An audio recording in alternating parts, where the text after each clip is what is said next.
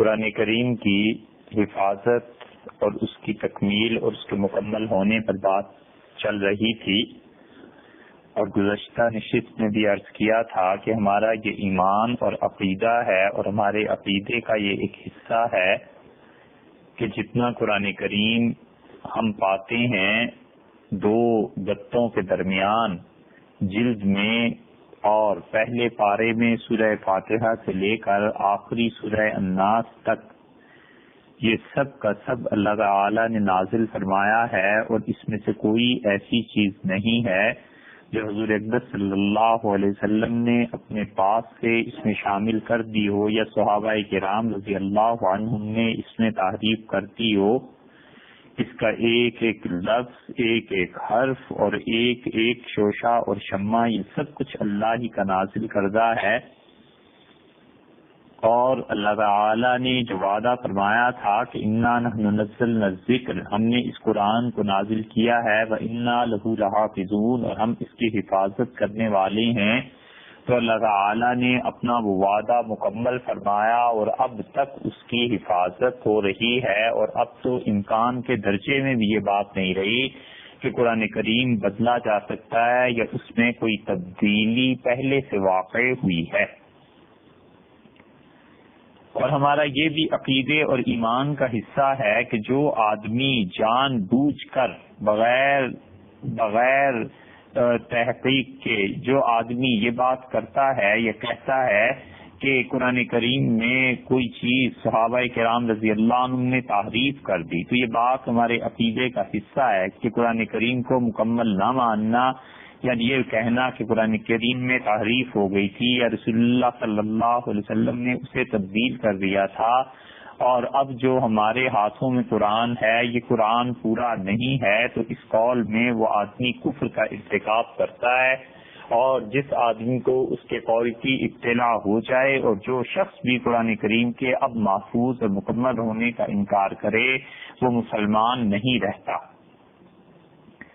اور جتنی بھی روایات اس سلسلے میں خود آپ کے سامنے رکھی تھیں، ان روایات کی تنقید کرنی چاہیے، ان روایات کے متعلق علم ہونا چاہیے، انسان کو پتہ ہونا چاہیے۔ کل کو ایک مستشرق کھڑا ہوتا ہے، اور وہ بچے جو ہماری نسلوں سے ہیں، مسلمان ہیں، اس وقت امریکہ، یورپ، آسٹریلیا، کہاں کہاں دنیا میں مسلمان ہیں، کوئی آدمی کھڑا ہو جائے اور انہیں کہے کہ تمہاری کتابوں سے ثابت ہوتا ہے کہ قرآن کریم پورا نہیں ہے، تو ہم اسے دو ٹوک جواب یہ دے سکتے ہیں۔ ایک تو یہ کہ اگر کسی انسان کا یہ عقیدہ ہے تو وہ مسلمان ہی نہیں ہے، وہ بھی تمہاری طرح ہے، جیسے تم اعتراض کر رہے ہو ویسے وہ بھی اعتراض کرتا ہے۔ ایک بات تو یہ ہے، اور دوسرا دو ٹوک جواب اس کا یہ ہے کہ بھئی وہ لاؤ روایات کہاں ہیں آخر جن سے پتہ چلے کہ قرآن کریم ناقص ہے۔ عجیب یک طرفہ تماشا اگر آپ دیکھنا چاہیں تو یہ مستشرقین انہی کتابوں کے حوالے دیتے ہیں کہ تمہاری بخاری میں یہ آیا ہے، مشکات میں یہ آیا ہے، ابن ماجہ میں یہ آیا ہے، الاتقان میں سیوطی نے یہ لکھا ہے۔ ارے بھئی یہ سب کی سب چیزیں جب تمہارے حق میں جائیں تو یہ سب کتابیں معتبر اور صحیح، اور انہی کتابوں سے جب ہم جواب نکال کر دکھائیں کہ ہاں دیکھو آگے اس عبارت میں یہ لکھا ہے کہ یہ آیات منسوخ ہو گئی تھی، تو پھر کہتے ہیں ان کتابوں کا اعتبار نہیں، ہم نہیں مانتے ان کتابوں کو۔ تو یہ کیا ہے دین؟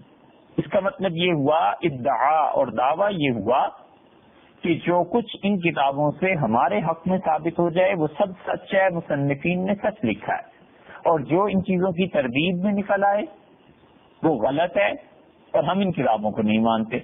تو بھئی جن کتابوں سے آپ قرآن کریم میں تحریف کے قائل ہیں، قرآن کے غیر مکمل ہونے کے قائل ہیں، اور اس کے قائل ہیں کہ آپ کہتے ہیں قرآن بھی محفوظ نہیں رہا، اس کا بھی وہی حشر ہوا ہے جو تورات اور انجیل کا ہوا تھا، تو ہم کہتے ہیں جب انہی کتابوں سے تم دلائل لا رہے ہو تو انہی کتابوں سے بھی ہم بھی دلائل لا رہے ہیں، ہمارا تو زیادہ حق بنتا ہے کیونکہ ہمارے گھر کی کتابیں ہیں، ہم ان کے مصنفین کو جانتے ہیں اور اتنا کچھ جانتے ہیں ان کے بارے میں جتنا تم لوگ نہیں جانتے۔ تو پھر جس طرح تمہیں اعتراض کا حق ہے ان کتابوں سے، ہم پر ہمیں بھی یہ حق حاصل ہے کہ ہم انہی کتابوں سے جوابات نکال کر تمہیں دکھائیں۔ اور وہ جوابات بہت واضح ہیں، بہت صحیح ہیں، سوائے اس کے کہ کوئی انسان ضد میں آ جائے اور انہیں نہ مانے تو الگ بات ہے۔ تو ورنہ اس وقت دنیا میں جو بھی آدمی مسلمان ہے اور مومن ہے وہ جانتا ہے کہ اللہ کی یہ کتاب مکمل ہے اور اس میں کوئی تحریف نہیں ہوئی، اور صحابہ کرام رضی اللہ عنہم کے دور میں جو اختلافات قرآن کے بارے میں تھے ان میں سے پہلی حقیقت یہ ہے کہ قرآن کی بعض آیات منسوخ ہو گئی تھی، اور وہ نسخ کا حکم بعض صحابہ کرام رضی اللہ عنہم تک نہیں پہنچا تھا، انہیں نہیں معلوم تھا کہ آیات منسوخ ہو گئی ہیں، اور اسی وجہ سے انہوں نے یہ کہا کہ بھئی یہ آیت تھی قرآن میں۔ پھر جب شہرت پا گئی یہ چیزیں اور حضرت سیدنا عثمان رضی اللہ عنہ نے اسے ہر جگہ پر بھجوا دیا، تو پھر وقت کے ساتھ ساتھ وہ آیات جو منسوخ ہو گئی تھی لوگوں کو بھول بھی گئی تھی، اور یہ نسخ قرآن کریم کا خود حضور اکرم صلی اللہ علیہ وسلم کی زندگی میں ہوتا رہا ہے کہ قرآن کو منسوخ کرتا رہا ہے۔ پچھلی نشست میں ہم نے اس کی پہلی قسم ذکر کی تھی کہ اللہ تعالیٰ نے صورتوں کو بھی اٹھا لیا، ان کے حکم بھی اٹھا لیے، اور متعدد مثالیں اس کی دی تھیں کہ صورت بھی ختم ہو گئی، اٹھا لی گئی، اور اس کے ساتھ ساتھ اس کا حکم بھی اٹھا لیا گیا۔ اسی طرح حدیث میں آیا ہے، یہ دیکھیے آپ، بلکہ دوسری قسم اس کی آج اس کا تذکرہ کرنا ہے، اور غالباً اگر وقت بچا تو تیسری قسم بھی آ جائے گی۔ اب ہم ان آیات کا تذکرہ کرتے ہیں جن میں اللہ تعالیٰ نے تلاوت کو منسوخ کر دیا ہے اور حکم اب تک اس کا باقی ہے۔ اللہ تعالیٰ نے ایک تو علی الاطلاق منسوخ کیا کہ نہ صورت رہی نہ حکم رہا، تو اتنا تو معلوم ہو گیا کہ نسخ یہ ہوتا تھا۔ کوئی فرقہ مسلمانوں میں سے ایسا نہیں ہے جو قرآن کریم کے منسوخ ہونے کا قائل نہ ہو، کہ آیات رسول اللہ صلی اللہ علیہ وسلم پہ نازل ہوتی تھی پھر منسوخ کی جاتی تھی، پوری صورتیں اٹھا لی گئیں، منسوخ کر دی گئیں، بھلا دی گئیں، یہ ہوتا تھا۔ یہ بھی ہوا ہے کہ کسی ایک دو صحابہ رضی اللہ عنہ کو کوئی ایک دو آیتیں یاد رہ گئیں، باقی پوری صورت اٹھا لی گئی۔ جتنے بھی امت مسلمہ میں اس وقت فرقے پائے جاتے ہیں سب کے سب منسوخ ناسخ تنسیخ ان مباحث کے قائل ہیں۔ کوئی بھی یہ نہیں کہتا کہ قرآن کریم منسوخ نہیں ہوا۔ حدیث میں آیا ہے، بہت حوالے اس حدیث کے مل جائیں گے۔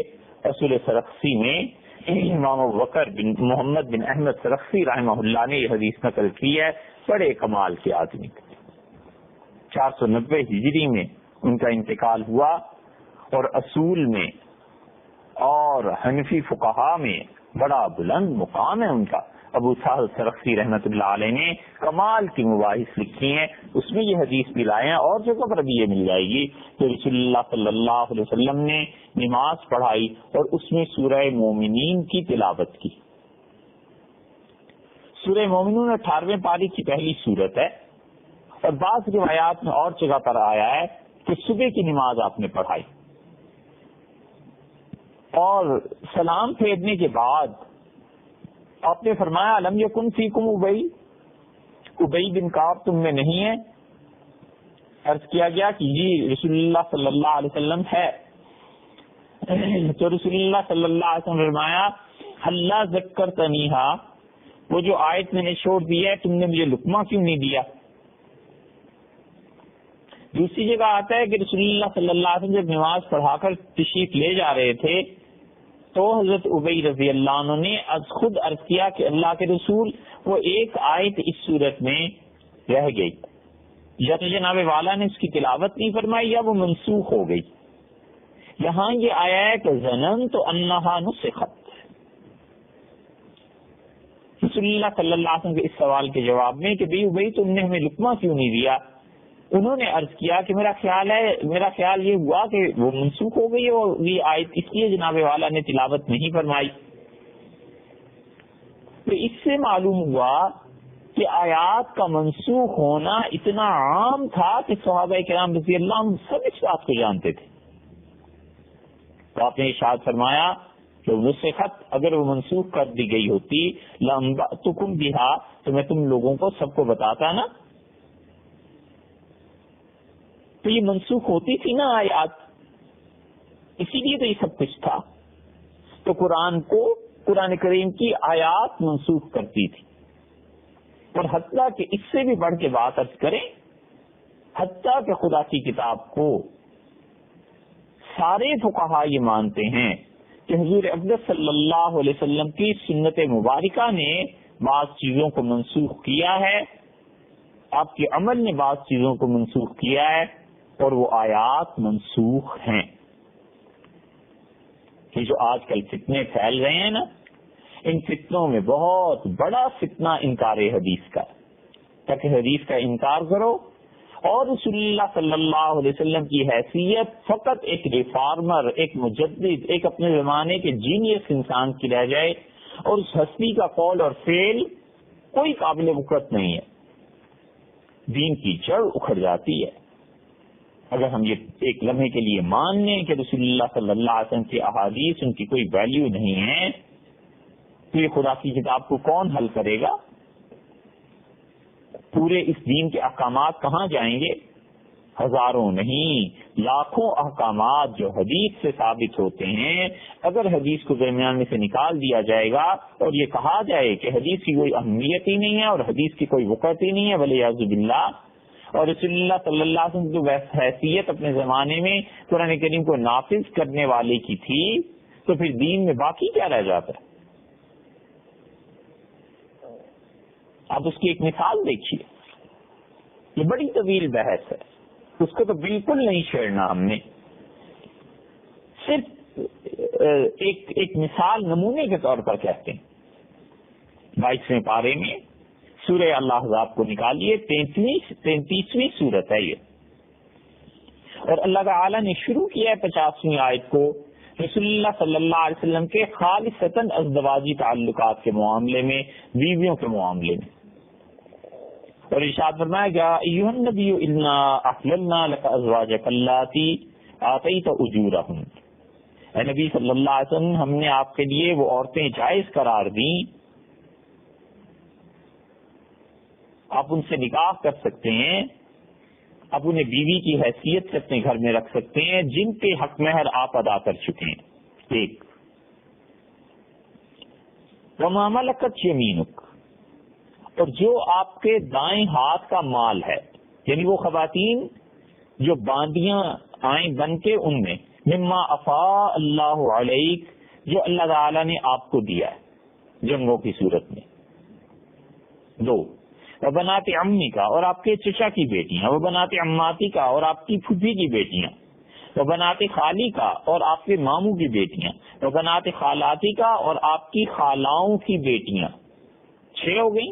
اللتی ہاجرن معک، جنہوں نے آپ کے ساتھ ہجرت کی ہے، یا معیت سے مراد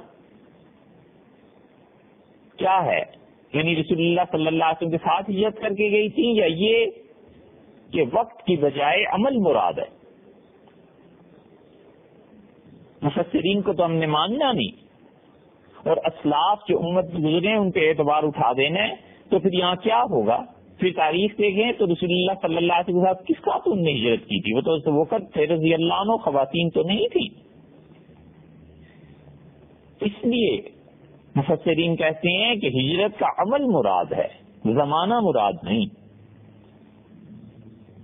ایسے غور کرنا پڑتا ہے، ایسے تفسیر کرنی پڑتی ہے. وبنات خالاتک اللاتی ہاجرن معک، اور آپ کی خالاؤں کی بیٹیاں جنہوں نے آپ کے ساتھ ہجرت کی ہے، یعنی ہجرت جیسے آپ کی ہوئی ان کی بھی ہوئی. 6 ہو گئی. اور 6 کے بعد وامرأۃ مؤمنۃ، اور جو کوئی عورت مومنہ ہے، ان وہبت نفسہا للنبی، اگر وہ حضور اقدس صلی اللہ علیہ وسلم کو بخش دے اپنی جان، ان اراد النبی ان یستنکحھا، اور رسول اللہ صلی اللہ علیہ وسلم کا بھی ارادہ ہو کہ جو عورت اپنے آپ کو ان کے حوالے کر رہی ہے وہ اسے اپنے نکاح میں قبول کر لیں. یہ 7 قسم کی عورتیں ہیں. ان میں ہمارا مسلمانوں کا، عام امت کا بھی کوئی حق ہے. رسول اللہ صلی اللہ علیہ وسلم کی پہلی عورتیں جائز قرار دی گئیں جو حق مہر دے دیں، وہ عام مسلمان بھی دے دیں تو جائز ہے. باندیاں وہ عام مسلمانوں کے لیے بھی جائز ہے. چچا کی بیٹیاں، پھوپھی کی بیٹی، ماموں کی بیٹی، خالہ کی بیٹی، سب جائز ہے. اور آخر پہ کہ کوئی عورت خود بخود اپنے آپ کو آپ کے حوالے کر دے تو اس سے آپ کا نکاح جائز ہے. اللہ نے فرمایا خالصۃ لک، یہ صرف آپ کو ہم اجازت دے رہے ہیں من دون المؤمنین، عام مسلمانوں کا اس میں کوئی حصہ نہیں. تو 4 شادیاں کر لے تو اس کے بعد وہ مزید 5ویں کرنا چاہے، کوئی حصہ نہیں ہے اس میں مسلمانوں کا. آپ ہی کے لیے ہم نے خاص طور پہ اجازت دی ہے. اور پھر اللہ تعالیٰ نے اس کے بعد اگلی آیت میں فرمایا ترجی من تشاء منہن، آپ جس کو چاہیں ان بیویوں میں سے رکھنے، وتؤوی الیک من تشاء، جس کو چاہیں قریب جگہ دیں، جس کو چاہیں دور کر دیں، اور جس کا جی چاہے الگ ہو جائے. کوئی گناہ کوئی حرج نہیں ہے آپ پہ. ذالک ادنیٰ ان تقر اعینہن، ہم نے یہ اس لیے حکم نازل کیا ہے کہ آپ کی بیویوں کی آنکھیں ٹھنڈی رہیں. 51 نمبر آیت 52 میں آپ دیکھیے لا یحل لک النساء من بعد، اللہ نے فرمایا اب اس کے بعد کسی عورت سے نکاح کرنا آپ کا جائز نہیں ہے. ولا ان تبدل بہن من ازواج، اور یہ کہ آپ اپنی بیویوں کے مقابلے میں کچھ اور بیویوں کو کر لیں. ولو اعجبکم حسنہن، اگرچہ یہ عورتیں کتنی خوبصورت آپ کو محسوس ہوں، آپ اب اس کے بعد شادی نہیں کر سکتے. الا ما ملکت یمینک، ہاں بس وہ جو باندیاں بنے وہ ہیں. وکان اللہ علی کل شیء رقیبا، اور اللہ تعالی ہر چیز پر نگران. یہ آیات نازل ہوئی ہیں سورہ احزاب میں ہے، اس وقت جب حضور اکرم صلی اللہ علیہ وسلم کا معرکہ کافروں سے پیش آیا، غزوہ خندق، اور اللہ تعالی نے منع فرما دیا کہ اب اس کے بعد آپ کے نکاح جائز نہیں ہے. اس کا مطلب یہ ہے کہ 5 ہجری کے بعد رسول اللہ صلی اللہ علیہ وسلم کا نکاح نہیں ہونا چاہیے تھا. قرآن کی اس آیت کی روح سے یہ حکم ہو گیا نا کہ لا یحل لک النساء من بعد، اس کے بعد آپ کے لیے کسی عورت سے نکاح جائز نہیں.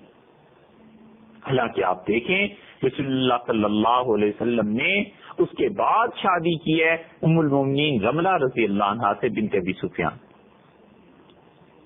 رسول اللہ صلی اللہ علیہ وسلم کی شادی اس کے بعد ہوئی ہے.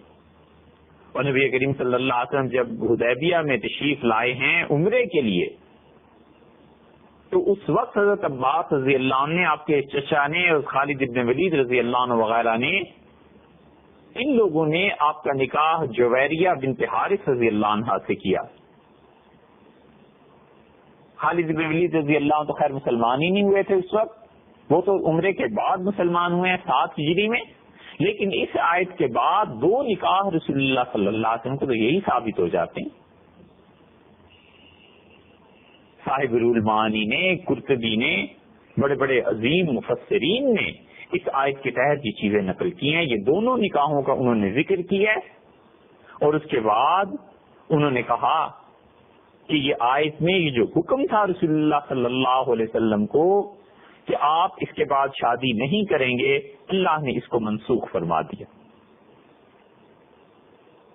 اور ترمذی، نسائی، ابو داؤد، حاکم، کتنے محدثین کا نام چاہیے، تو سب کہتے ہیں ام المومنین حضرت عائشہ رضی اللہ عنہا نے کہا کہ رسول اللہ صلی اللہ علیہ وسلم کے وفات سے پہلے احل اللہ له ان يتزوج من النساء ما شاء، رسول اللہ صلی اللہ علیہ وسلم کے لیے اللہ تعالیٰ نے یہ پابندی اٹھا لی تھی اور اجازت دے دی تھی کہ تمام عورتیں ان کے لیے مباح ہیں سوائے ان رشتوں کے جو اللہ نے خود ہی حرام قرار دیے ہیں. باقی ساری رشتے رسول اللہ صلی اللہ علیہ وسلم کے لیے جائز تھے. اللہ تعالی نے مباح فرما دیا تھا نکاح، اور یہ پابندی اٹھ گئی تھی. کوئی ایسا آدمی نہیں ہے جو رسول اللہ صلی اللہ علیہ وسلم کی ازدواجی زندگی پر اور آپ کے کیا نکاح ہوئے تھے، اس کی کیا حکمتیں اور مصلحتیں تھیں، اور اللہ نے کب پابندی لگا دی تھی اور کب اٹھا دی تھی، اس پہ کام کرے. کوئی آدمی ایسا نہیں ہے جو ان چیزوں پہ کام کرے. پورا یورپ اور ڈنمارک اور فلاں انہوں نے انہی چیزوں کا سہارا لے کے کارٹون بنائے ولیعذ باللہ، اور رسول اللہ صلی اللہ علیہ وسلم کی توہین کا ارتکاب کیا. مسلمان سڑکوں پر نکل آئے، جان لے لو، خون لے لو، پیسہ لے لو، جائیداد لٹوا لو، سب کچھ حاضر نبی کریم صلی اللہ علیہ وسلم کی عزت اور حرمت کے لیے.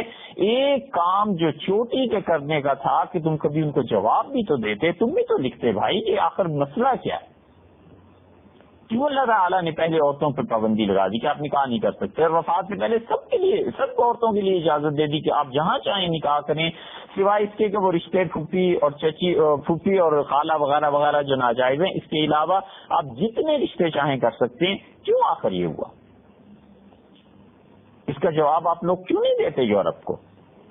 وہ لوگ پڑھتے ہیں، اور وہ لوگ وہ کتابیں پڑھتے ہیں جن میں رسول اللہ صلی اللہ علیہ وسلم کی تعدد ازواج کا مذاق اڑایا گیا ہے، والعیاذ باللہ۔ کسی انہوں نے اتنی شادیاں کی تھیں؟ وہ ایسی کتابیں جو ہندوؤں نے لکھی ہیں، جو انگریزوں نے لکھی ہیں، وہ پڑھتے ہیں اور کارٹون بناتے ہیں، اور ان کو ہم مسلمان کوئی کتاب نہیں دے سکتے جس میں ہم بھی بیان کریں کہ بھئی اس کی یہ وجہ ہوئی تھی، یہ معقول وجہ ہے، اور اس کے بعد بھی کوئی گمراہی کر رہے تو اللہ تعالیٰ اس سے نکلے۔ ہم اس لیے جواب نہیں دیتے کہ ہمیں پڑھنا پڑے گا، اس لیے جواب نہیں دیتے کہ کتابیں کنگالنی پڑتی ہیں، نیندیں حرام کرنی پڑتی ہیں، تعلیم چاہیے۔ وہ کیوں کریں بھائی؟ وہ تو ہم نے کرنی نہیں، وہ تو بالکل حرام ہوئی بھی ہے۔ تو حضور اقدس صلی اللہ علیہ وسلم کے لیے قربانی کم اور جذباتیت، اپنا جوش زیادہ۔ اس میں اللہ نے کہہ دیا کہ آپ کے لیے اس کے بعد عورتیں جائز نہیں ہیں۔ اس میں حاشیہ دیکھیے شاہ عبد القادر صاحب رحمۃ اللہ علیہ نے کیا لکھا۔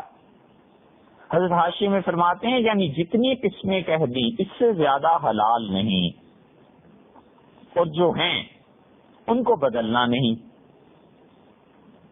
اور آخری جملہ سن لیجئے اس کا، فرمایا، حضرت تحریر فرماتے ہیں شاہ عبد القادر صاحب رحمہ اللہ، حضرت عائشہ رضی اللہ عنہا نے فرمایا یہ منع آخر کو موقوف ہوا، سب عورتیں حلال ہو گئیں۔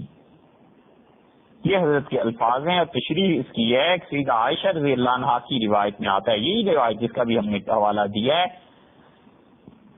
کہ یہ پابندی اللہ نے ہٹا دی اور ساری عورتیں رسول اللہ صلی اللہ علیہ وسلم کے لیے جائز ہو گئیں۔ کاش کوئی اس پہ کام کرتا۔ یہ سب خواتین نبی کریم صلی اللہ علیہ وسلم جائز ہو گئیں۔ سوال یہ پیدا ہوتا ہے کہ اس آیت کو کس چیز نے منسوخ کیا؟ اس کا جواب لے آئیے۔ اس کا جواب کوئی نہیں ہے سوائے اس کے کہ رسول اللہ صلی اللہ علیہ وسلم کے اپنے فعل مبارک نے، یا اللہ تعالیٰ کی وحی ایسی جو پڑھی نہیں گئی اس نے اسے منسوخ کیا ہے، اور جو وحی پڑھی نہیں جاتی اسے ہم حدیث ہی کہتے ہیں۔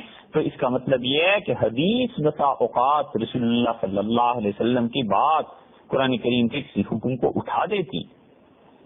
اسی لیے امام ابو سہل سرخسی رحمۃ اللہ علیہ کہتے ہیں کہ وہ ناسخ ہوا، اور اس آیت کا یہ حکم جو کینسل ہوا ہے، لا یتلا فی الکتاب، اللہ کی کتاب میں نہیں پڑھا گیا، قرآن کی کوئی آیت اس معاملے میں نازل نہیں ہوئی۔ فارسنا، اس سے ہم نے یہ جانا کہ اعتقاد ہے ان لوگوں کا جو اس بات کے قائل ہیں کہ خدا کی کتاب کا کوئی حکم اللہ کی کتاب کی آیت کے علاوہ کوئی اور چیز بھی بدل دیتی ہے، تبدیل کر دیتی ہے، اٹھا دیتی۔ ہم تو نسخ کے یہاں تک قائل ہیں، اور یہی جمہور علماء کا مسلک ہے۔ اس لیے حدیث کے متعلق یہ کہنا کہ حدیث کا کیا ہے جی، وہ تو اتنے 100 سال بعد لکھی گئی، یہ ایک مستقل موضوع ہے، اس کو نہیں چھیڑتے۔ مگر اتنا تو معلوم ہو گیا کہ قرآن کریم کی آیات منسوخ ہوتی تھی رسول اللہ صلی اللہ علیہ وسلم کے زمانے میں، حتیٰ کہ حکم بھی اٹھ جاتا تھا، تلاوت بھی اٹھ جاتی تھی۔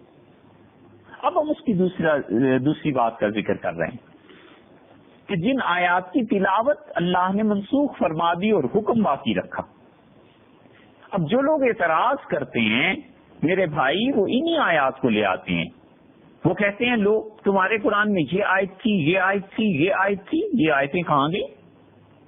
ہم کہتے ہیں کہ ہماری کتابوں میں ہے، اور ہم اس بات کے قائل ہیں کہ قرآن کریم میں یہ آیات نازل ہوئی تھی، اور اللہ تعالی نے ان آیات کو منسوخ فرما دیا، ان کی تلاوت اٹھا لی، اور ان کا حکم ابھی بھی باقی۔ یہ منسوخ کی دوسری قسم ابن جوزی رحمۃ اللہ علیہ نے بڑی اچھی بحث لکھی ہے، اور جو ان کی کتاب ہے ناسخ القرآن و منسوخ، اس میں نواسخ القرآن کے نام سے انہوں نے لکھی تھی، اب چھپ گئی ہے۔ دیکھیے وہ کیا اس کی مثال دیتے ہیں۔ اب ہم متعدد مثالیں اس کی دیتے ہیں کہ اللہ نے ان آیات کی تلاوت اٹھا لی اور حکم اب تک باقی ہے۔ تو جو آدمی بھی کہتا ہے کہ بھئی قرآن میں یہ آیت تھی، ہم کہتے ہیں بالکل تھی، آیت باقی تھی، اس وقت پڑھی گئی، اللہ نے بعد میں اٹھا لی اس لیے نہیں ہے، اور حکم اب تک باقی ہے. یہ دوسری قسم ہے ناسخ اور منسوخ. عبداللہ بن عباس رضی اللہ عنہما نے کہا کہ جلس عمر علی المنبر، سیدنا عمر رضی اللہ عنہ ممبر پر بیٹھے، فلما سکت المؤذن، اور اذان دینے والے نے جمعے کی اذان جب دے دی، قام فاثنى علی اللہ بما هو اہلہ، تو سیدنا عمر رضی اللہ عنہ نے اللہ کی تعریف بیان کی اور اللہ تعالیٰ کی ایسی تعریف بیان کی جو اس کے شایان شان ہے. اور پھر ارشاد فرمایا اما بعد ایھا الناس، لوگوں میں تم سے ایک بات کہنے والا ہوں، قد قدر لی ان اقولها، اور یہ تقدیر کی بات ہے، میرے نصیب کی بات ہے کہ میں تم سے یہ بات کہوں. لا ادری لعلها بین یدی اجلی، میں نہیں جانتا کہ اس کے بعد کتنی مدت باقی ہے تم میں. مراد یہ تھی کہ اللہ نے یہ میرے دل میں بات ڈال دی کہ میں تم سے یہ بات کہوں. فمن وعاها وعقلها، جو آج کی میری اس بات کو یاد رکھے اور اس بات کو حفظ کر لے، باندھ لے گرا سے، فلیحدث بها حیث انتہت به راحلته، تو میری بات کو، اس جملے کو وہاں تک پہنچانا جہاں تک تمہاری سواری تمہیں لے جائے. ومن لم یعیها، اور جو آدمی اس کو یاد نہ رکھے، فلا احل له ان یکذب علی، میں یہ جائز نہیں سمجھتا اس کے لیے، اس کو جائز قرار نہیں دوں گا کہ مجھ پر جھوٹ بولنے لگے. یہ کون سی اتنی اہم بات ہے کہ حضرت عمر رضی اللہ عنہ کا جہاں تک سواریاں پہنچتی ہیں میری یہ بات پہنچا دینا، اور مجھے نہیں پتا تم نے کتنا عرصہ اور زندہ رہنا ہے، اور میں تم سے بڑی اہم بات کر رہا ہوں، اور اگر تمہیں یاد نہ رہے تو دیکھو میرے بارے میں جھوٹ نہ بولنا. تو بات کیا تھی؟ ارشاد فرمایا ان اللہ عز وجل بعث محمدا بالحق، اللہ تعالیٰ نے حضور صلی اللہ علیہ وسلم کو سچائی کے ساتھ مبعوث فرمایا اور ان پر کتاب نازل کی. فکان فیما انزل علیہ آیت الرجم، اور رجم کی آیت اللہ نے اس میں نازل کی تھی. فقراناها، ہم نے رجم کی آیت کو پڑھا، ووعیناها، ہم نے اس آیت کو اچھی طرح یاد کیا، وعقلناها، ہم نے گرا سے باندھ دیا، ورجم رسول اللہ صلی اللہ علیہ وسلم، اور نبی کریم صلی اللہ علیہ وسلم نے رجم کیا. دو شادی شدہ مرد و عورت اگر بدکاری کے مرتکب ہوں اور گواہ قائم ہو جائیں، یا جو صورت بھی ہے اس کو پتھروں سے مار کر ہلاک کر دیا جائے. رسول اللہ صلی اللہ علیہ وسلم نے یہ کیا، ورجمنا بعدہ، اور ہم نے رسول اللہ صلی اللہ علیہ وسلم کے بعد اس رجم کو کیا. فاخشا ان طال بالناس زمان، عمر ڈرتا ہے اس بات سے کہ وقت گزر جائے گا بہت سا، یقول قائل، تو کوئی کہنے والا یہ کہے لا نجد آیت الرجم فی کتاب اللہ، خدا کی کتاب قرآن میں تو رجم کی آیت موجود ہی نہیں ہے.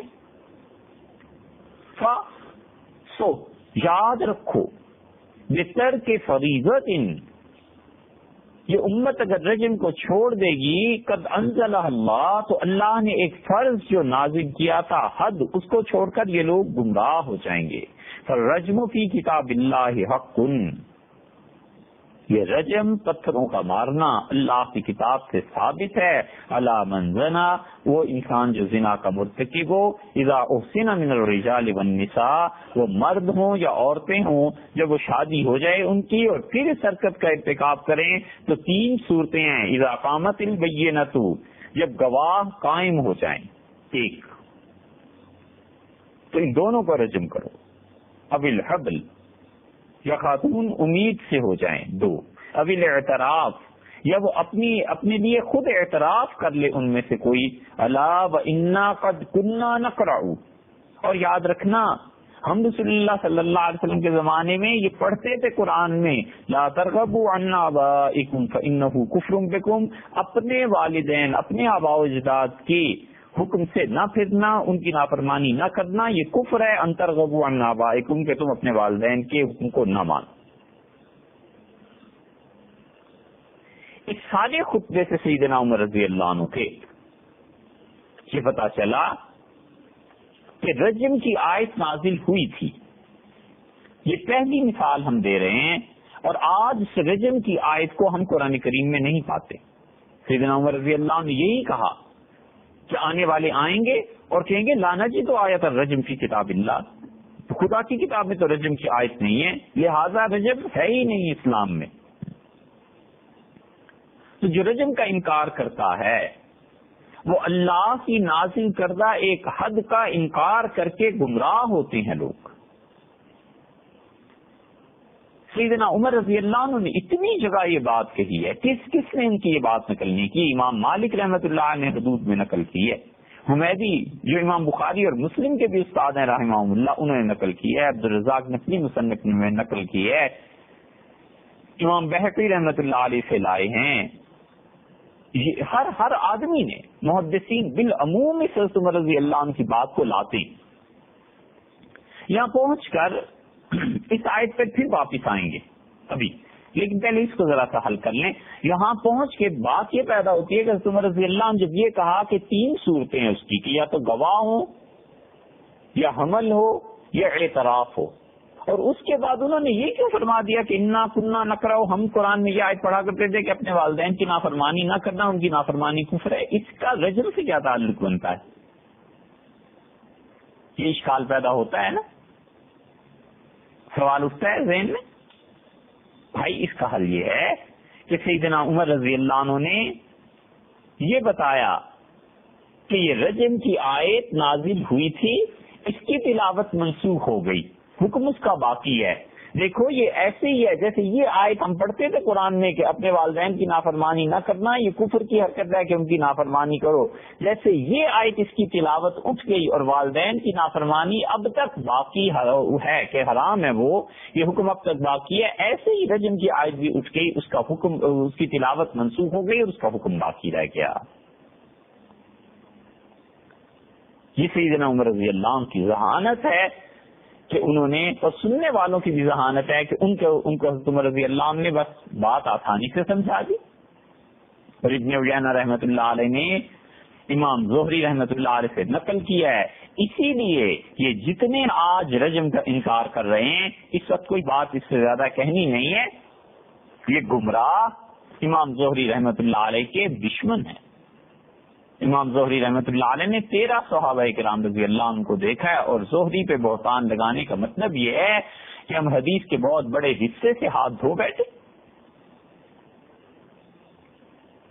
یہ سب گمراہ جو آج کل رجم کے پیچھے پڑے ہوئے ہیں، بھائی نہیں رجم ہوتا کہیں بھی، بے فکر رہو، جو مرضی فحاشی پھیل جائے رجم ہوگا ہی نہیں.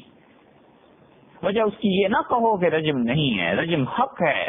وجہ اس کی یہ ہے کہ ہم بحیثیت مجموعی امت محروم ہو گئی ہے برکتوں سے.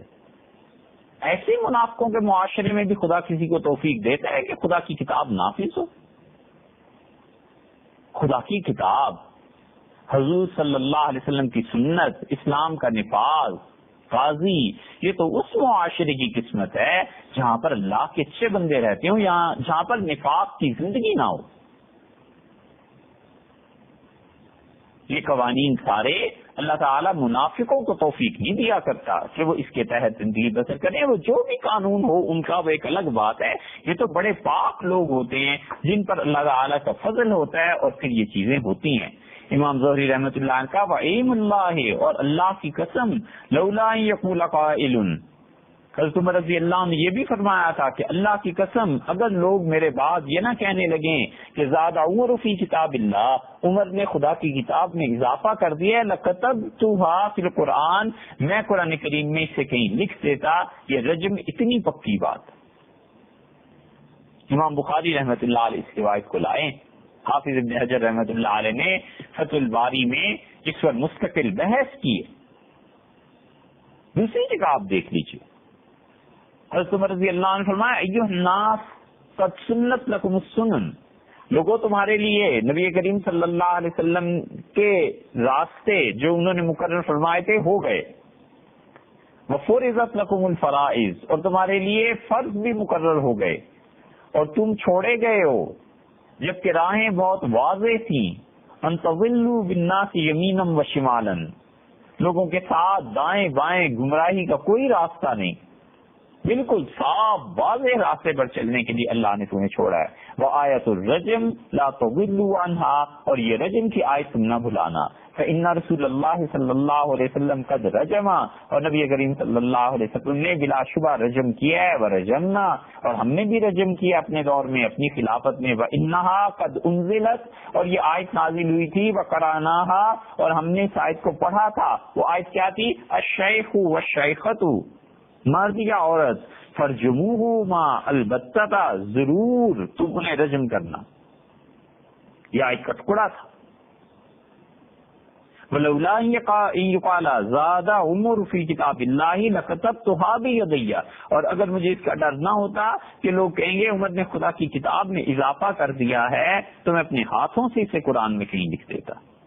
امام احمد بن حنبل رحمۃ اللہ علیہ اس حدیث کے راوی جہاں ہیں، وہ کہتے ہیں کہ انہوں نے فرمایا تھا ناحیت المصحف، میں اسے خدا کی کتاب کے کسی کنارے پر لکھ دیتا، ایسے نہ ہو تم لوگ اس کو بھول جاؤ. حضرت ابی بن کعب رضی اللہ عنہ کی روایت آتی ہے، انہوں نے کہا، یہ روایت پہلے بھی عرض کی تھی آپ سے، کہ یہ جو سورہ احزاب ہے، زر ابن حبیش ہیں رحمۃ اللہ علیہ، یہ کہتے ہیں کہ ابی بن کعب رضی اللہ عنہ نے فرمایا کہ یہ سورہ احزاب تم کتنی پڑھتے ہو؟ 72 73 74 آیتیں. ہم اس سورہ احزاب کو پڑھتے تھے کما نقرأ سورۃ البقرہ، جتنی سورہ بقرہ پڑھتے ہیں اتنی طویل یہ سورت تھی. وَإِنَّا كُنَّا لَنَقْرَأُ فِيهَا، اور ہم اس میں یہ بھی پڑھتے تھے کہ اذا زنا الشیخ والشیخۃ، مرد اور عورت جب ایسی بدکاری کا کام کریں، فرجموہما، تم دونوں کو پتھر مارنا، البتہ ضرور نکالا من اللہ، یہ اللہ کی طرف سے سزا ہے ان کے لیے. واللہ عزیز حکیم، اور اللہ غالب ہیں، حکمت والے. دیکھا آپ نے، ابی بن کعب رضی اللہ عنہ نے سورت بھی متعین فرما کے بتا دیا کہ یہاں یہ آیت نازل ہوئی تھی، اور یہ بھی بتا دیا کہ پوری آیت کیا تھی. یہ دلیل ہے اس بات کی کہ رجم کا حکم باقی ہے، اور اس کی قرات اٹھ گئی. حضرت عمر رضی اللہ عنہ اسی لیے فرماتے ہیں کہ دیکھو ایسے نہ ہو تم اس فریضے کو بھول جاؤ، اور یہ خدا کی کتاب میں نازل ہوا تھا. اور اتقان میں امام سیوطی رحمۃ اللہ علیہ نے اس کی تصریح کی ہے، اور امام سیوطی رحمۃ اللہ علیہ نے اس بات کو بیان کیا ہے کہ یہ آیت نازل ہوئی تھی. حضرت زید بن ثابت رضی اللہ عنہ کی روایت آتی ہے، اور یہ روایت آئی ہے سعید بن لاس رضی اللہ عنہ کو متعلق بھی، کہ یہ دونوں جب قرآن کریم لکھ رہے تھے، جس کا بیان پہلے ہو چکا ہے کہ حضرت عثمان رضی اللہ عنہ نے کیسے مقرر فرمایا تھا، تو وہ ان آیات سے گزرے. یہ آیات لکھی ہوئی ان کے سامنے لائی گئی. تو زید رضی اللہ عنہ نے کہا، میں نے رسول اللہ صلی اللہ علیہ وسلم سے یہ سنا تھا قرآن کریم کی یہ آیت کہ مرد و عورت جب ایسی حرکت کریں تو انہیں ضرور رجم کرو. تو حضرت عمر رضی اللہ عنہ نے کہا کہ جب یہ آیت نازل ہوئی تو میں رسول اللہ صلی اللہ علیہ وسلم کی خدمت میں حاضر تھا، تو میں نے کہا اللہ کے رسول اسے لکھوا دیں. تو نبی کریم صلی اللہ علیہ وسلم نے گویا کہ اسے لکھوانے سے کراہت کا اظہار فرمایا. اس کی وجہ یہ ہوئی کہ حضور اکبر صلی اللہ علیہ وسلم کو اندازہ تھا، یہ معلوم تھا کہ یہ آیت منسوخ ہو گئی. نسائی میں مروان بن حکم کی روایت آتی ہے کہ حضرت زید بن ثابت رضی اللہ عنہ سے اس نے کہا مروان نے کہ آپ اسے قرآن میں لکھتے کیوں نہیں؟ تو زید بن ثابت رضی اللہ عنہ نے فرمایا تمہیں پتا نہیں ہے کہ رسول اللہ صلی اللہ علیہ وسلم کے زمانے میں جن لوگوں نے یہ حرکت کی تھی انہیں رجم کیا گیا تھا، تم نے نہیں دیکھا؟ اور میں نے یہ بات سیدنا عمر رضی اللہ عنہ سے کی ہے. تو حضرت عمر رضی اللہ عنہ نے کہا یہ آیت منسوخ ہو گئی، میں کافی ہوں. اور انہوں نے فرمایا حضرت عمر رضی اللہ عنہ نے کہ میں نے رسول اللہ صلی اللہ علیہ وسلم سے عرض کیا تھا کہ کیا اس رجم کی آیت کو لکھ دوں، تو رسول اللہ صلی اللہ علیہ وسلم عمر تم اسے نہیں لکھ سکو گے. میں نے عرض کیا کہ مجھے اجازت دیں میں اس آیت کو لکھ دوں، تو رسول اللہ صلی اللہ علیہ وسلم نہیں لکھ سکو گے۔ اب نبی کریم صلی اللہ علیہ وسلم نے کیوں فرمایا؟ اس لیے کہ آپ کو پتا تھا کہ آیت منسوخ ہے، حکم منسوخ نہیں تھا، تلاوت منسوخ تھی۔ زید بن اسلم رضی اللہ عنہ کہتے ہیں کہ عمر رضی اللہ عنہ نے خطبہ دیا اور فرمایا لا تشکوا فی الرجم، لوگوں رجم کے بارے میں شک کا اظہار نہ کرنا، فإنہ حق، یہ سچی بات ہے، پکی حد ہے جو ان پر لگائی جائے گی، وَلَقَدْ هَمَّمْتُ، اور میں نے یہ ارادہ کر لیا پکا کہ میں اسے قرآن کریم میں لکھواؤں۔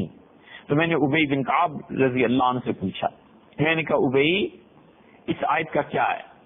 تو انہوں نے کہا تمہیں یاد نہیں ہے عمر، آپ میرے پاس آئے تھے اور میں رسول اللہ صلی اللہ علیہ وسلم سے اس آیت مبارکہ کو پڑھنے کی درخواست کر رہا تھا، تو تم نے میرے سینے پہ ہاتھ رکھا، تم نے مجھے پیچھے دھکیل دیا اور مجھ سے تم نے کہا تھا کہ تم رجم کی آیت کے متعلق پوچھ رہے ہو، اور لوگوں کا یہ حال ہے کہ وہ گدھوں کی طرح آج اس کام میں مصروف ہیں۔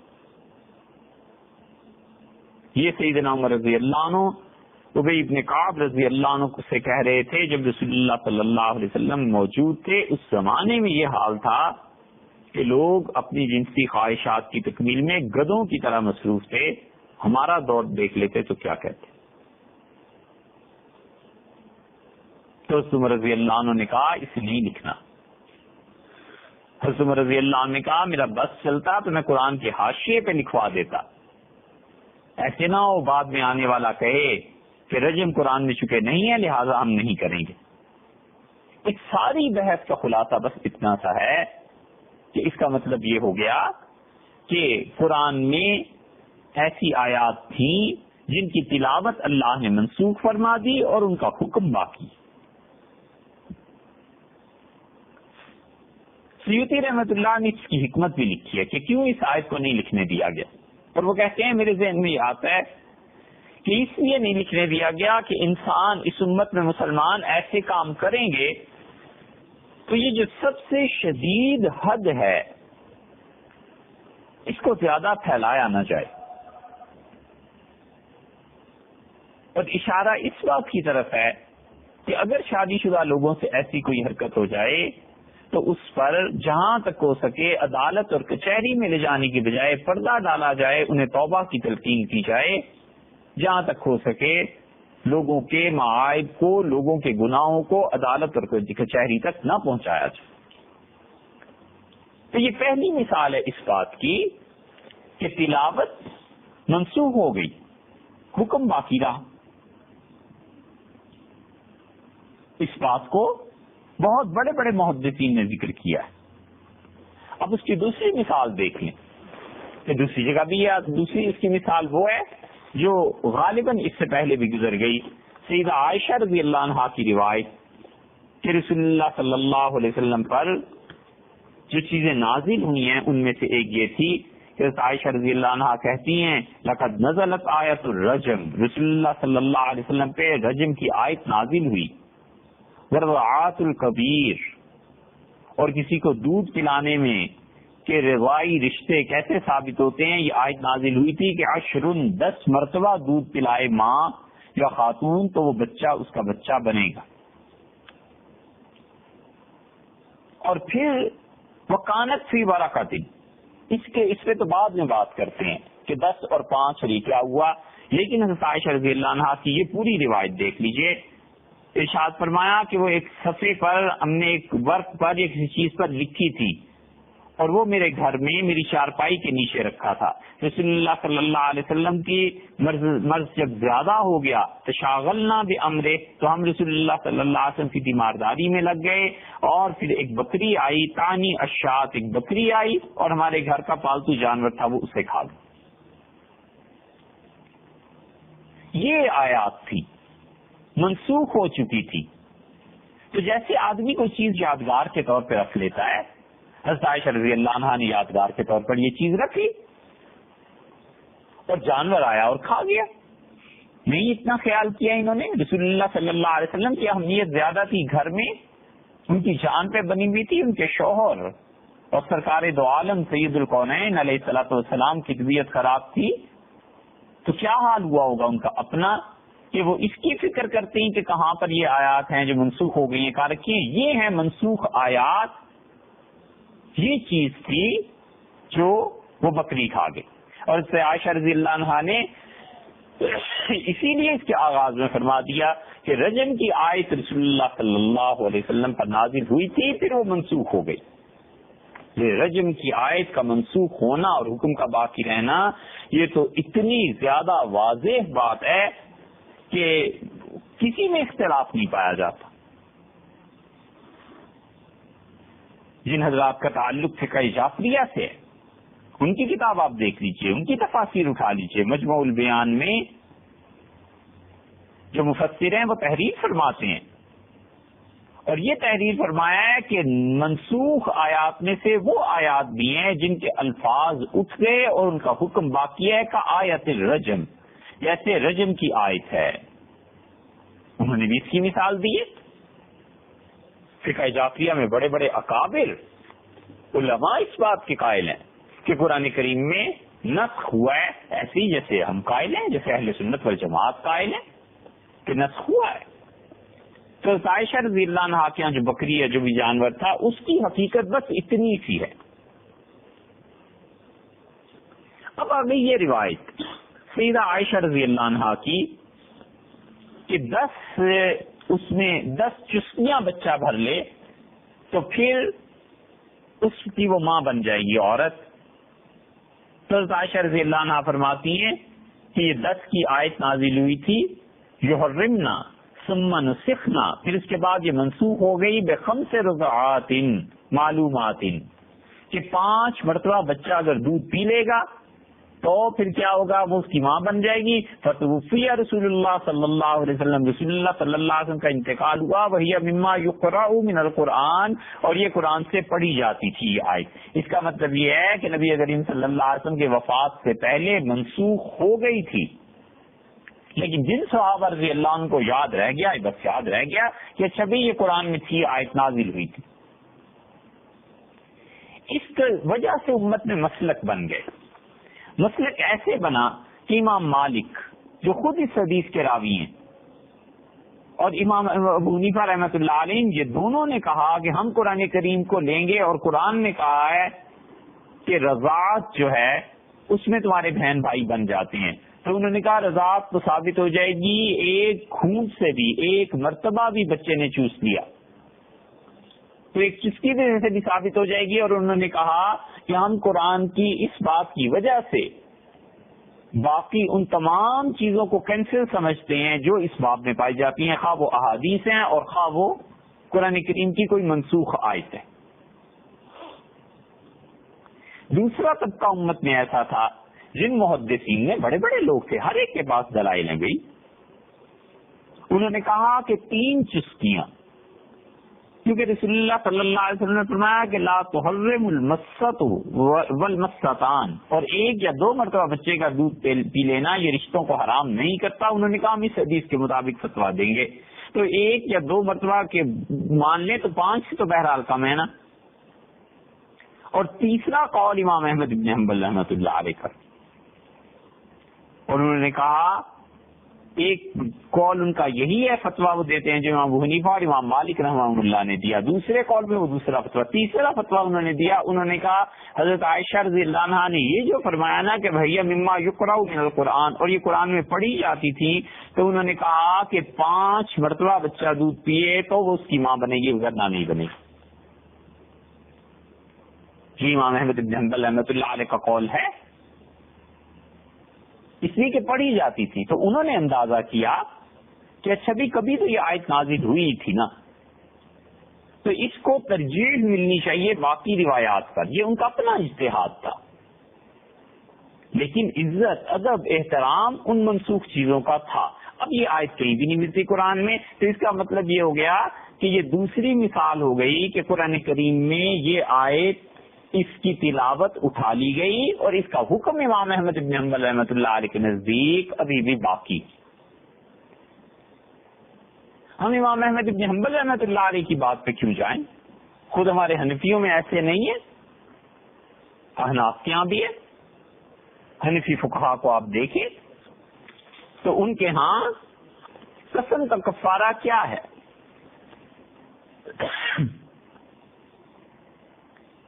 امام سرخسی رحمت اللہ علیہ نے اصول میں، جہاں انہوں نے 2 جلدوں میں یہ کتاب لکھی ہے اصول پر، وہ کہتے ہیں کہ تلاوت منسوخ ہو جائے حکم باقی رہے، یہ ایسی ہے قال علماء، ہمارے علماء نے جیسے کہا ہے کہ جب کوئی قسم توڑ دے تو اسے 3 روزے رکھنے ہیں، 3 ایام، 3 روزے، 3 روزوں میں باقی ائمہ اس کی قید نہیں لگاتے کہ یہ 3 روزے مسلسل رکھنے ہیں یا ایک ایک کر کے رکھنے ہیں. ایسے بھی ائمہ مل جائیں گے جو کہتے ہیں ہر مہینے ایک روزہ رکھ لے تو بھی کافی ہے, لیکن حنفی کہتے ہیں کہ 3 روزے. کیوں؟ ابو سہل رحمت اللہ علیہ کہتے ہیں بقراءت ابن مسعود, اس لیے کہ عبداللہ بن مسعود رضی اللہ عنہ قرآن ایسے پڑھتے تھے کہ فصیام 3 ایام, 3 روزے رکھنا متتابعات مسلسل. وقد كانت هذه قراءة مشهورة الى زمن ابی حنیفہ, اور امام ابو حنیفہ رحمت اللہ علیہ کے دور تک یہ قراءت حضرت عبداللہ بن مسعود رضی اللہ عنہ کی بہت مشہور تھی کوفہ میں. لیکن لم یوجد فی نقل متواتر, لیکن کیا رسول اللہ صلی اللہ علیہ وسلم سے یہ نقل صحیح طرح سے ثابت تھی جیسے اور پورا قرآن ثابت ہے؟ ابن مسعود اور عبداللہ بن مسعود رضی اللہ عنہ لا یشک فی عدالتہ و اتقانہ, ہمیں کوئی عبداللہ بن مسعود رضی اللہ عنہ کے سچا اور متقی اور پرہیزگار اور بالکل عادل اور متقی ہونے میں کوئی شبہ نہیں ہے. تو کہتے ہیں فلا وجہ لذالک, پھر کیا وجہ ہو گئی کہ یہ آیت اب قرآن میں نہیں ملتی؟ اور ابن مسعود رضی اللہ عنہ سے ایسے پڑھتے تھے, اور امام ابو حنیفہ رحمۃ اللہ علیہ کے دور تک لوگوں میں یہ بات مشہور تھی. کہتے ہیں ان نقول, ہم یہ کہتے ہیں کہ یہ وہ حصہ ہے قرآن کا مما یتلا فی القرآن, جو قرآن میں پڑھا جاتا تھا, کما حفظہ ابن مسعود رضی اللہ عنہ, جیسے عبداللہ بن مسعود رضی اللہ عنہ نے یاد کیا تھا کسی زمانے میں, اور اس کے بعد فی حیاتی رسول اللہ صلی اللہ علیہ وسلم, رسول اللہ صلی اللہ علیہ وسلم کی زندگی میں ہی یہ متتابعات کا لفظ اٹھا لیا گیا تھا, اور اللہ تعالی نے لوگوں کے دلوں سے عن حفظھا اس لفظ کو مٹا دیا, الا قلب ابن مسعود, سوائے عبداللہ بن مسعود رضی اللہ عنہ کے باقی کسی کو یہ بات یاد نہیں تھی, اور اسی وجہ سے باقی بنقل عبداللہ بن مسعود رضی اللہ عنہ اس بات کو خود نقل فرماتے تھے.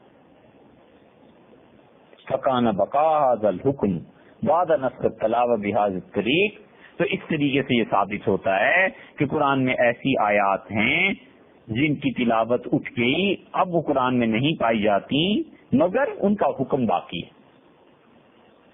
تو دیکھا آپ نے, جیسے امام احمد ابن حنبل رحمۃ اللہ علیہ نے کہ کبھی تو آیات تھی نا, کسی وقت تو یہ آیت نازل ہوئی تھی, اس کے ادب احترام میں 5 چشتیوں پہ فتویٰ دے دیا. عبداللہ بن مسعود رضی اللہ عنہ نے یہ فتویٰ دے دیا, انہوں نے کہا کہ اس زمانے میں یہ آیت نازل ہوئی تھی تو اس لیے 3 مسلسل روزے رکھو. اب 3 روزے مسلسل رکھنے ہیں یا نہیں رکھنے, اجتہاد کرنا تھا نا اس پہ, اجتہاد کے لیے دلیل ہونی چاہیے تھی. امام ابو حنیفہ رحمۃ اللہ علیہ کوفہ میں تھے, عبداللہ بن مسعود اور امام ابو حنیفہ رضی اللہ عنہم میں واسطے ہی کتنے تھے. امام ابو حنیفہ رحمۃ اللہ علیہ خود تابعی تھے, ان کے استاد حماد بن ابی سلیمان تھے, ان کے استاد ابراہیم نخعی تھے, ان کے استاد اسود اور رقمہ تھے, اور وہ دونوں شاگرد تھے ابن مسعود رضی اللہ عنہ کے. کل 3 تو واسطے بنتے ہیں. تو یہ سب لوگ قرآن کریم میں اس بات کو مانتے تھے کہ بسا اوقات قرآن کا حکم منسوخ ہو جاتا ہے اور ساتھ ساتھ تلاوت بھی اٹھ جاتی ہے, 1 نمبر. اور دوسرے نمبر پہ وہ یہ مانتے تھے کہ قرآن کریم میں کبھی تلاوت منسوخ ہو جاتی ہے اور حکم اس کا باقی رہتا ہے. یہ 4 مثالیں ہو گئی نا, رجم کی آیت. اور پھر دوسری مثال یہ والی کہ وہ بکری جن چیزوں کو کھا گئی تھی, وہ ایسی منسوخ آیات تھی, بس اس لیے رکھی ہوئی تھی کہ پرانے زمانے کی یادگار ہے. اور تیسری مثال بچے کا 10 مرتبہ دودھ پینا, اور چوتھی مثال اس کی یہ کفارے کا ادا کرنا. اس لیے جب آدمی پڑھتا ہے تو پھر احساس ہوتا ہے اور تعلیم حاصل کرتا ہے کہ یہ ائمہ اور مجتہدین رحمہم اللہ یہ ایسے ہی نہیں تھے, ان کے اجتہاد کے کچھ اصول تھے, انہوں نے جو فتوے دیے تھے ان کے پاس کچھ دلائل تھے, یقیناً دلائل تھے. اور اس کی بہت سی مثالیں اور بھی مل جائیں گی کہ اللہ تعالی نے حکم اٹھا لیا تلاوت منسوخ کر دی اور اس کا حکم باقی رہا. دو باتیں تو یہ ہو گئی. تیسرے قرآن کریم کی ایسی آیات ہیں جن کا حکم منسوخ ہو گیا اور تلاوت باقی ہے. اب تک ہم تلاوت کرتے ہیں مگر اس کا حکم اللہ تعالی نے اٹھا دیا. اسی لیے محدثین نے فقہا نے مستقل اس پر بحث کی ہے کہ یہ چیزیں کیا ہیں. لیکن اچھی طرح یہ بات یاد رکھنی چاہیے کہ رسول اللہ صلی اللہ علیہ وسلم کے بعد کوئی چیز ایسی نہیں ہے جو قرآن کریم کو منسوخ کر سکے.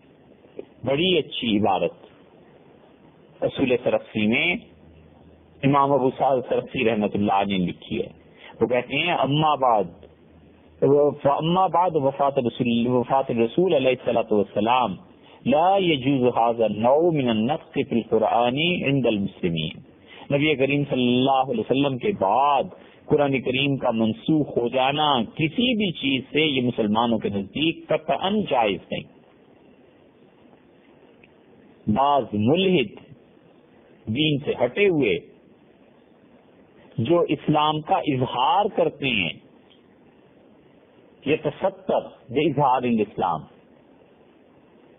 اور دل میں ان کے کفر ہوتا ہے وہ قاصد الی افساد اور اسلام کو بگاڑنا چاہتے ہیں. وہ کہتے ہیں ھذا جائز بعد وفاتہ ایضا کہ رسول اللہ صلی اللہ علیہ وسلم کے وفات کے بعد بھی جائز ہے کہ قرآن کریم منسوخ ہو جائے. اور وہ استدلال میں یہ دلیلیں پیش کرتے ہیں جو حضرت ابو بکر رضی اللہ عنہ نے کہا کہ قرآن میں ہم پڑھتے تھے کہ اپنے والدین کی نافرمانی نہ کرنا یہ کفر ہے. یہ روایت حضرت ابو بکر رضی اللہ عنہ کی تو نہیں گزری نظر سے, یہی الفاظ حضرت عمر رضی اللہ عنہ کی بہت جگہ گزرے, لیکن انہوں نے حضرت ابو بکر رضی اللہ عنہ کا حوالہ دیا ہے. اور انس رضی اللہ عنہ کا یہ کہنا کہ ہم قرآن کریم میں یہ الفاظ پڑھا کرتے تھے وہی جو 70 صحابہ کرام رضی اللہ عنہ کی شہادت پہ نازل ہوئے تھے کہ اللہ ہماری قوم تک یہ بات پہنچا دے کہ اللہ تعالیٰ ہم سے راضی ہو گیا. اور عمر رضی اللہ عنہ کا یہ کہنا کہ قرآن کریم میں رجم کی آیت کی ووعیناہا ہم اسے خوب یاد رکھا تھا. اور ابی بن کعب رضی اللہ عنہ کا یہ کہنا کہ سورہ احزاب جتنی جو تھی سورہ بقرہ جتنی تھی او اطول منہا اور اس سے بھی زیادہ نازل ہوئی تھی. اس قسم کی روایات کو یہ ملحد بے دین پیش کرتے ہیں اور کہتے ہیں کہ قرآن کا اس سے پتہ چلتا ہے کہ منسوخ ہو گیا. پھر آگے چل کے سرخسی رحمت اللہ علیہ نے سارا اس کا رد لکھا ہے اور تقریباً وہی باتیں ہیں جو باتیں آپ سے عرض کی ہیں. تو یہ دوسری قسم ہے قرآن کریم کے منسوخ ہونے کی کہ اس کی تلاوت منسوخ ہو گئی, اللہ تعالیٰ نے ان آیات کو اٹھا لیا اور ان کا حکم باقی رکھا. اور اس کی تیسری قسم یہ ہے جہاں پہ اللہ تعالیٰ نے حکم کو اٹھا لیا